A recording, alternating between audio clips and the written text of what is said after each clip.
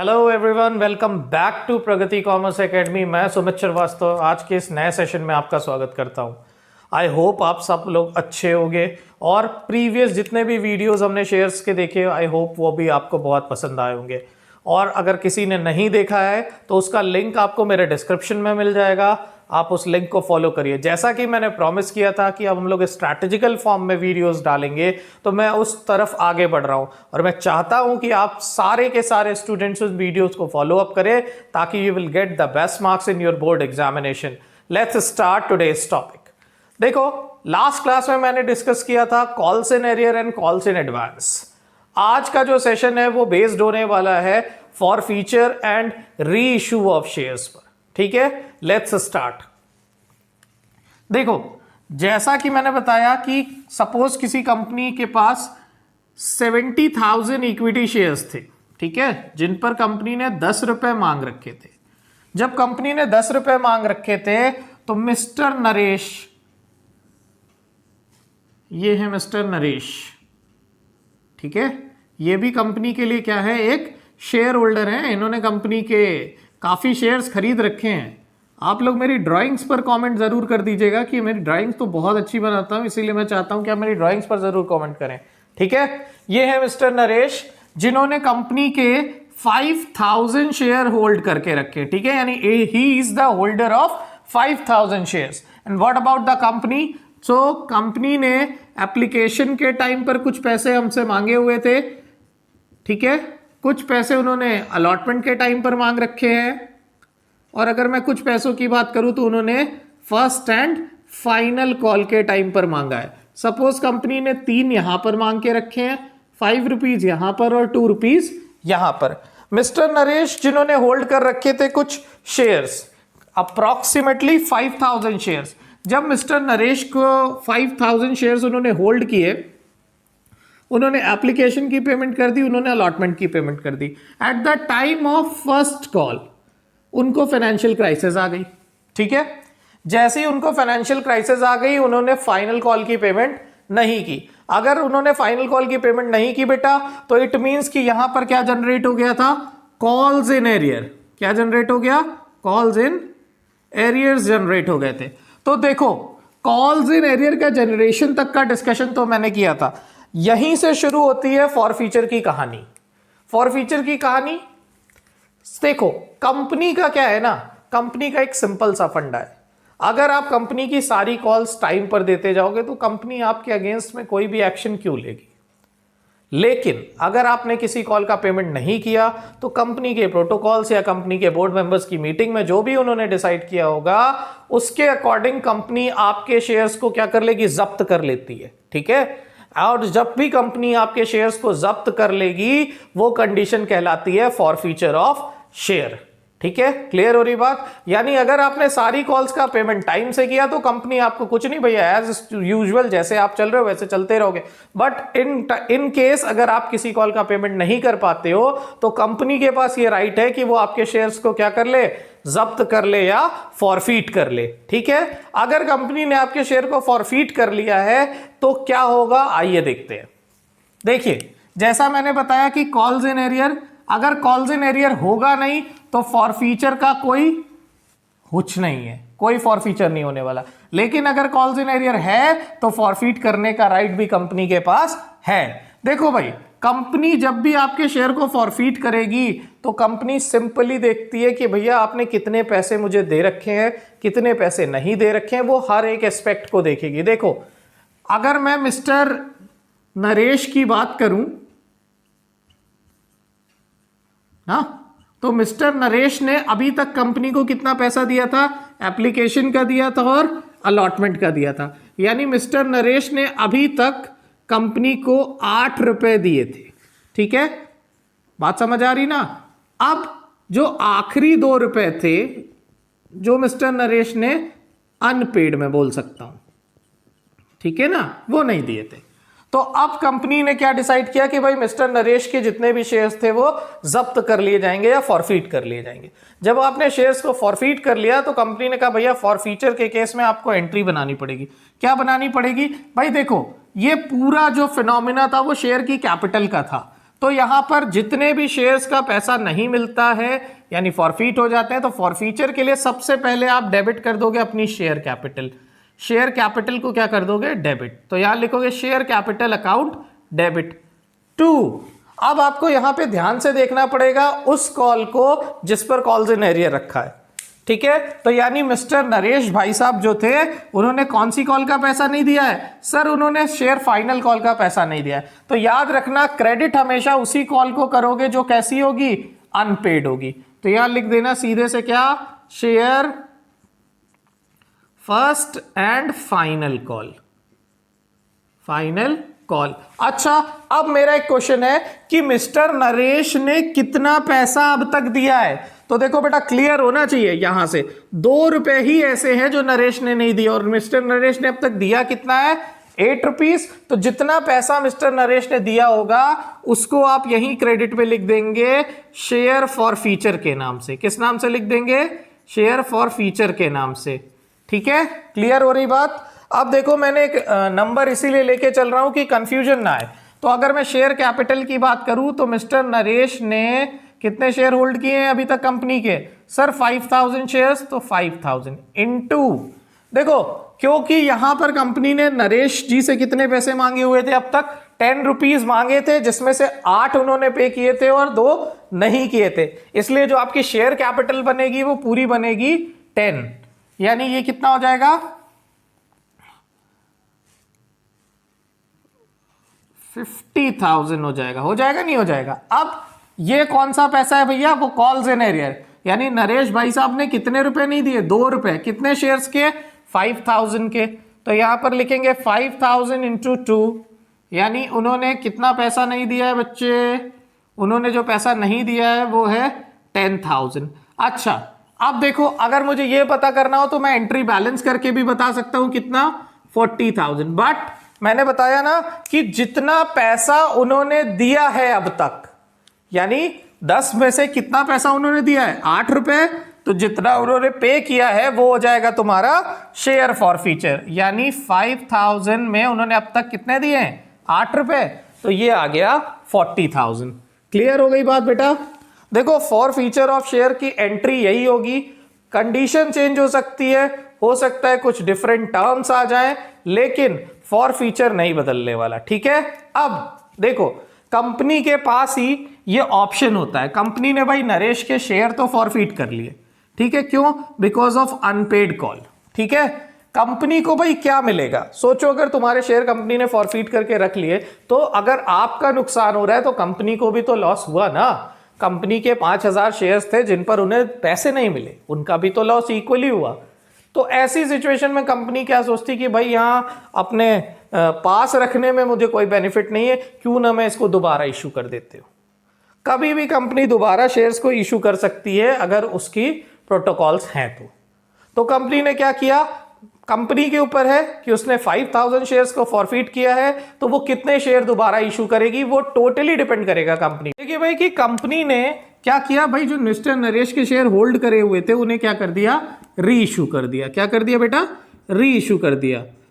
री इशू करते टाइम ये ध्यान देना पड़ता है कि कंपनी ने कितने रुपए में री इशू किया। भाई आपको पता है कि शेयर्स की वैल्यू कितनी थी सर? 10 रुपए थी, लेकिन कंपनी ने इसे 8 रुपए में री इशू किया। यानी 10 के शेयर को जब कंपनी ने री इशू किया बेटा तो उस पर कंपनी ने कितने रुपए आपसे मांगे? 8 रुपए। वह एक चीज सीधी सीधी समझ लो, ये देखो ऐसे देख लो, ये हो गई तुम्हारी कंपनी, ठीक है, ये हो गई उसकी शेयर कैपिटल की एक्चुअल वैल्यू और ये उसकी री इशू की वैल्यू। मैं बहुत अच्छे से समझाने की कोशिश करता हूं, ठीक है। कंपनी ने आपकी जो शेयर कैपिटल थी 5000 शेयर्स की, वो कितनी थी? 10 रुपए थी। ये उसके पास पड़े हुए हैं, इसकी कोई वैल्यू है क्या? फिलहाल जब उसने फॉरफीट कर लिया तो कोई वैल्यू नहीं है। अब कंपनी को लॉस तो हो रहा था, तो कंपनी ने क्या सोचा कि भाई 10 तो नहीं मिलने वाले, चलो जो भी मिल जाए। उसने क्या सोचा? 8 रुपए में ये शेयर क्या कर दिए? री इशू कर दिया। जब उसने 8 रुपए में ये शेयर री इशू कर दिया तो आप देख पा रहे होगे, जब 10 रुपए की चीज को कंपनी ने 8 रुपए में री इशू किया तो ये क्या हो गया? ये हो गया loss on issue of share. क्या हो गया? Loss on issue of share. ठीक है बेटा, कितने का हो गया? 2 रुपए का। अब इसका यूज क्या है आओ मैं बताता हूं। फॉर फीचर की एंट्री कंप्लीट होने के साथ ही अगर री इशू हुआ है तो हम री इशू करेंगे। री इशू करते ही सबसे पहले बैंक में पैसा आएगा तो डेबिट कर देना किसको? Bank account debit. ठीक है भाई, पूरा पैसा आया क्या? नहीं, पूरा पैसा तो नहीं आया ना। शेयर कैपिटल के हिसाब से कितना रुपए मिलना चाहिए था? 10 रुपए, लेकिन री इशू करने पर मिला कितना? 8 रुपए। तो भाई जितना लॉस है उसको यहां पे लिखना loss on issue of share, loss on issue of share account debit. इसी को एक और नाम से आप जानते हो, वो नाम है share forfeiture account debit. क्या कहते हैं इसको हम? Share forfeiture account debit. 2 यहां पर जब फॉरफीट हो रहा था तो शेयर कैपिटल डेबिट की थी ना बेटा, तो जब भी री इशू करोगे तो शेयर कैपिटल क्या हो जाएगी? Credit share capital. देखो शेयर कैपिटल की एक बड़ी अच्छी आदत होती है, वो अपनी फेस वैल्यू के साथ ईमानदार होती है, यानी 50,000 का 50,000। ठीक है, क्या पूरे 10 रुपए मिले हैं क्या री इशू होने पे? नहीं सर, 8 रुपए मिले हैं। तो फिर 5,000 multiplied by 8 which means 40,000 rupees मिला है। अगर दोनों को एडजस्ट करो तो डेबिट में कितना और आ जाएगा? सर 10,000। ठीक है, लेकिन ऐसे भी समझ लीजिए कि आपको 8 रुपए में इशू करने पर कितने का लॉस हुआ है? 2 रुपए का ना। तो 5,000 इंटू 2 कर देंगे तो भी आपको आपका लॉस मिल जाएगा। ठीक है, री इशू होने के साथ ही साथ एक एंट्री और आप पास करेंगे जो कि होती है share forfeiture account debit, share forfeiture account debit to share to capital reserve, capital reserve. ठीक है बेटा, अब देखो कैपिटल रिजर्व कैलकुलेट करना बहुत इजी टास्क है आपके लिए, इसमें परेशानी जैसी कोई बात ही नहीं। तो एक सिंपल सा फॉर्मूला याद रखना, क्या? इफ कंपनी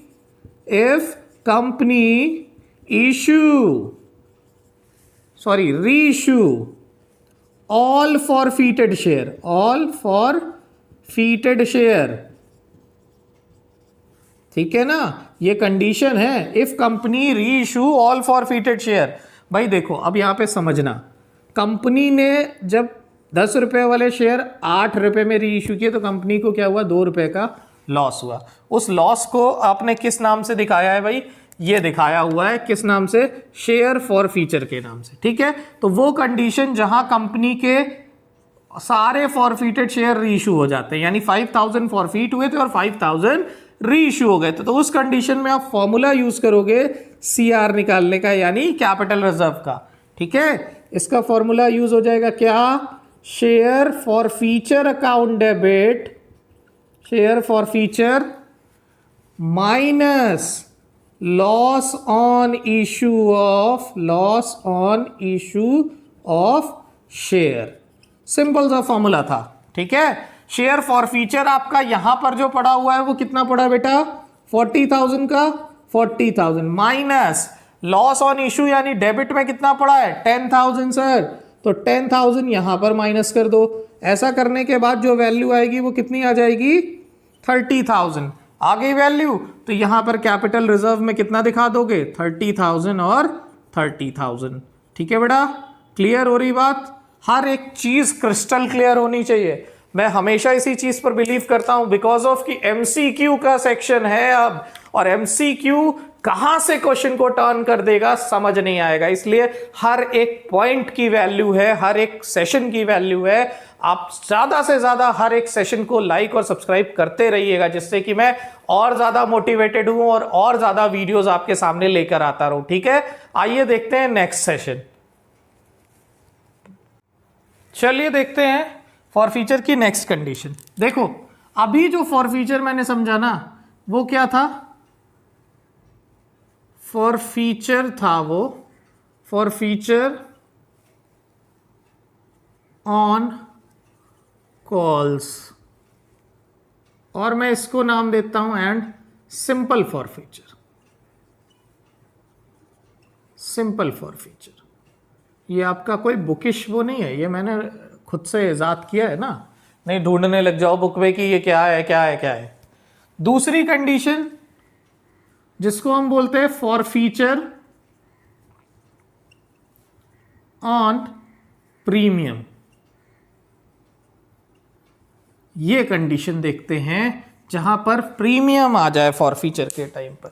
ठीक है, थोड़ी सी टेक्निकल है बट बहुत ज्यादा नहीं, आपको मजा आएगा इस कंडीशन में भी। देखिए मान लीजिए कि आपकी कंडीशन कुछ पहले जैसी ही है, यहां पर आपने 50,000 शेयर्स को इशू किया हुआ था जिसकी वैल्यू आपकी 12 रुपीज थी।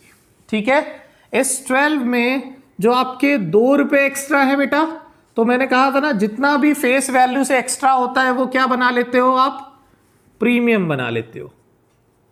ठीक है, तो ये क्या हो गया आपका प्रीमियम। देखो अगर फॉरफीचर में प्रीमियम आ जाए तब क्या होगा ये समझना है इस बार। यहां पर देखो सिंपल सा लॉजिक है, क्या एप्लीकेशन के टाइम पर मैंने आपसे मांग लिया 5 रुपए। ठीक है, अलॉटमेंट की बात जब आ गई तो अलॉटमेंट के टाइम पर कंपनी ने आपसे मांग लिए 7 रुपए, ब्रैकेट में लिख दिया इंक्लूडिंग प्रीमियम। ठीक है, खत्म बात। ठीक है, आ रही है बात क्लियर होके। अब देखो बेटा, मैंने बताया था जब मैं प्रीमियम करा रहा था तो मैंने कहा था ना कि कंपनी की शेयर कैपिटल कभी चेंज नहीं हो सकती और कंपनी अपनी कैपिटल से ज्यादा अमाउंट उसमें डाल नहीं सकता।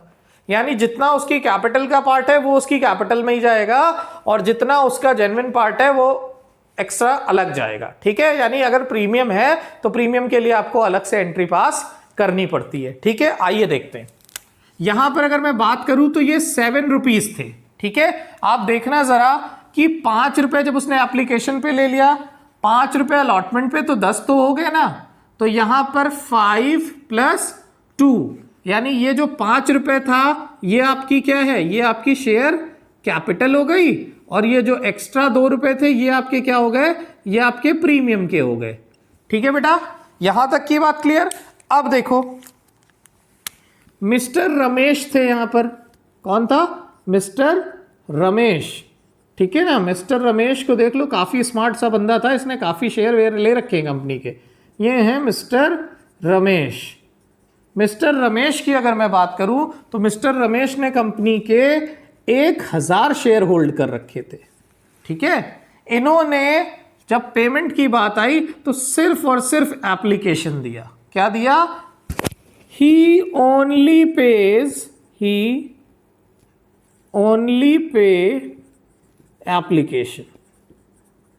एप्लीकेशन।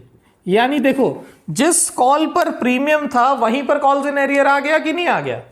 अगर प्रीमियम की कॉल पर कॉल्स इन एरियर आ गया है तो कंपनी ने मान लो अगर यहां पर आपके शेयर्स को फॉरफीट कर लिया तो इस कंडीशन को बोलते हैं फॉरफीचर ऑन प्रीमियम। ठीक है, या प्रीमियम ऑन फॉरफीचर, दोनों ही बोला जाता है। ठीक, चलो देखते हैं फिर। मान लो कि भाई एप्लीकेशन के टाइम पर तो कुछ नहीं था। ठीक है, तो एप्लीकेशन की एंट्री तो आप जैसे करते हो एज यूजुअल कर लेना। अलॉटमेंट की अगर मैं बात करूं तो अलॉटमेंट ड्यू करोगे जब, तो आपने एंट्री पास करी होगी क्या, शेयर अलॉटमेंट अकाउंट डेबिट। ठीक है बच्चे, टू शेयर कैपिटल। उसके बाद में आपने एंट्री क्या बनाई, भाई आपको पता है कि प्रीमियम पर इशू हुआ है तो टू सिक्योरिटीज प्रीमियम, यही एंट्री पास करते हो ना आप। ठीक है, जिसमें अलॉटमेंट ड्यू कितने से हुई होगी, सर 50,000 शेयर से ड्यू किया होगा अलॉटमेंट को 7 रुपीज। ठीक है, जिसमें प्रीमियम का कितना पैसा था सर, 50,000 इंटू 2 कर दीजिए। शेयर्स कैपिटल कितनी थी सर, 50,000 इंटू 5 कर दीजिए, तो ये कितना आ गया भाई, ये आ जाएगा 50,000 इंटू 2 कर देना, तो ये हो गया कितना, 1 लाख। ठीक है, ये क्या हो गया, 2,50,000। दोनों का टोटल कर दोगे तो कितना आ जाएगा, 3,50,000 आ गया। अच्छा, जब इसका पेमेंट रिसीव हुआ तब तो खेल शुरू हो गया यार। पेमेंट रिसीव करते टाइम पता चला कि भाई मिस्टर रमेश जो कि आपके शेयर होल्डर थे, जिन्होंने होल्ड किए हुए थे 1000 शेयर्स, उन्होंने तो पैसा ही नहीं दिया, और जब उन्होंने पैसा नहीं दिया तो कंपनी ने बोला ऐसा भैया इनके शेयर्स को क्या कर लो, फॉरफीट कर दो। जब उनके शेयर को आपने फॉरफीट कर लिया तो वहीं से फॉरफीचर की कंडीशन आ गई, यानी प्रीमियम पे फॉरफीट हो रहा है शेयर। अब तो देखते चलिएगा, इंटरेस्टिंग है ये।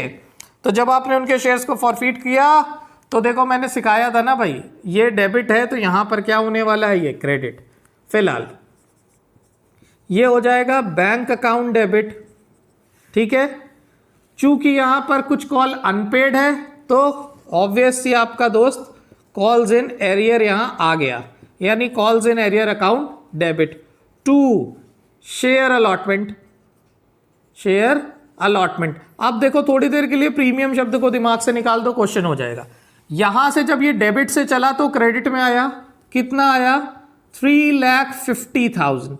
देखो प्रीमियम कंपनी अपने लिए दिखाती है, पब्लिक के लिए नहीं। पब्लिक के लिए, पब्लिक को कितने पैसे पे करने हैं, 3,50,000। यानी आपका जो भी वैल्यूएशन हो, इधर वो कॉल्स इन एरियर का हो रहा हो या किसी भी चीज का हो रहा है, आपके दिमाग में ये चीज रहनी चाहिए कि आपको 3,50,000 ही देने हैं कंपनी को, ठीक है। तो अब मिस्टर रमेश जी जो थे उनको 1,000 शेयर्स का पैसा देना था, कितना, 7 रुपीज, जो कि वो नहीं दे पाए थे। यानी यहां पर माइनस हो गया 7,000 रुपीज। जब 3,50,000 में 7 माइनस आप कर लोगे तो ये कितना आ जाएगा, 3,43,000 रुपीज आ गया। अच्छा, अगर मैं इसको कैलकुलेट करने को बोलूं तो भाई 50,000 में से 1,000 ने पैसा नहीं दिया ना, बट 49,000 शेयर होल्डर्स ने तो 7 रुपए दिए ना। आ रही बात, नहीं आ रही, ठीक है ना। चलिए, जब कॉल्स इन एरियर हो गया तो इसके बाद अनफॉर्चुनेटली फर्स्ट कॉल हुई नहीं है, तो फर्स्ट कॉल की कोई जरूरत नहीं।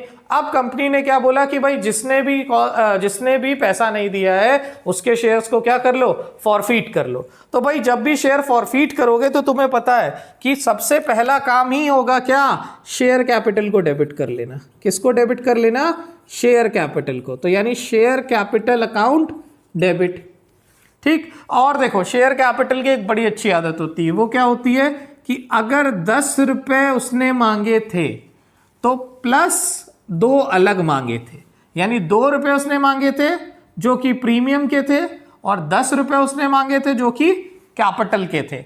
तो ये रमेश साहब जो हैं उन्होंने कितने दिए मुझे 10 में से, सर उन्होंने आपको 5 रुपए दिए, ठीक है। और कितने नहीं दिए, 5 रुपए कैपिटल के नहीं दिए प्लस 2 रुपए प्रीमियम के, यानी टोटल 7 रुपए अनपेड है। क्या है, अनपेड, ठीक है ना। ये हो गया आपका पेड और वो हो गया अनपेड, ठीक है। तो जब अनपेड है, चूंकि यहां पर प्रीमियम को कंपनी को अलग दिखाना पड़ता है और यहां कॉल्स इन एरियर भी है, तो यहां पर आपको क्या करना पड़ेगा, प्रीमियम के लिए अलग से एक अकाउंट खोलना पड़ेगा। और बेटा कुछ भी चेंज नहीं होगा, जैसे करते हो वैसे करते रहना, ठीक है। यहां पर देखो, यहां पर तुम्हारा सिक्योरिटीज प्रीमियम कहां आया हुआ है, क्रेडिट में ना। जब फॉरफीट होगा और फॉरफीचर के टाइम प्रीमियम रहेगा तो वो आ जाएगा कहां, डेबिट में। यानी तुम लिख लेना सिक्योरिटीज प्रीमियम अकाउंट डेबिट। बच्चे देखो और कुछ करना नहीं है इसमें, कंफ्यूज नहीं होना है, डेबिट। टू का काम एकदम पहले जैसा होगा, अनपेड कॉल ढूंढो, अनपेड कॉल ढूंढो, अनपेड कितना था सर, अनपेड तो ये था कितना, 7,000 ना, तो सीधे लिखो ना शेयर अलॉटमेंट अकाउंट डेबिट, यही तो अनपेड था। 2, उन्होंने जितना पेड किया है उसको किस नाम से लिखते हो, सर शेयर फॉर फीचर के नाम से। तो लिख दो ना बेटा, क्यों कंफ्यूज होते हो, शेयर फॉर फीचर, ठीक है। बन गई एंट्री, आओ देखते हैं। भाई 1,000 शेयर्स थे, मैंने कहा ना कैपिटल अलग चाहिए, यानी 10 रुपए, यानी ये आ गया कितना, 10,000। इसमें से 1,000 में प्रीमियम भी तो था सर, कितना था सर, 2 रुपए था, यानी 2,000 ये आ गया। अब नेक्स्ट आ गया तुम्हारा शेयर अलॉटमेंट, यानी कितना पैसा अनपेड था। तो सर इजी तो है, 1,000 में 7 रुपीज अनपेड था, जो कि मैंने यहां दिखा रखा है, यानी 7,000 ये आ गया। उसके बाद सर इन्होंने कितने पैसे दिए हैं, भाई जरा ध्यान देना, यहां पर उन्होंने पैसा नहीं दिया, इसके पहले तो उन्होंने कितना दिया है, पेड में देखो 5 रुपए, सर 5 रुपए कर दो ना, फिर ये आ गया 5,000। जरा देखना डेबिट और क्रेडिट का टोटल इक्वल आ रहा है कि नहीं आ रहा, सर बिल्कुल आ रहा है। चलिए हो गया आपका फॉर फ्यूचर का काम यहां पर खत्म। अब अगर मान लो कि कंपनी ने रीइश्यू किया है तो आप रीइश्यू कर दो, अगर रीइश्यू नहीं किया है तो आप एज यूजुअल इसको यहां पर छोड़ सकते हो। ठीक है, अगर आज का सेशन आपको पसंद आया हो तो मेरे चैनल को लाइक और सब्सक्राइब जरूर करिए और ज्यादा से ज्यादा लोगों तक मेरे वीडियोस को पहुंचाइए, ताकि मैं आपके लिए ऐसे ही अच्छे अच्छे सेशंस लाता रहूं और अच्छे से आपकी पढ़ाई करा सकूं और आपके 12th में 99% मार्क्स में लाने की गारंटी कराता हूं। Thank you so much, have a nice day.